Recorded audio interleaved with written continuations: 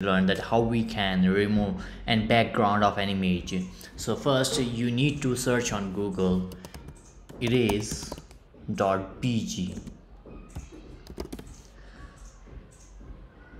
So this is a website.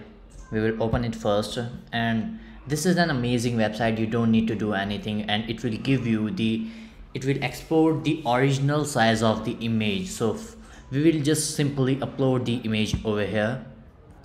We need to select image, and it will make your image transparent. So wait, let me select the image. Just let's say this one. I will open it, and it will take some time to remove your background.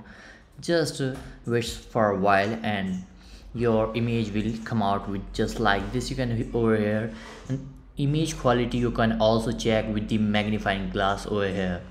They have provided a magnifying glass that you can see just like this, and I can see the edges, how clearly it's removed the background of the image.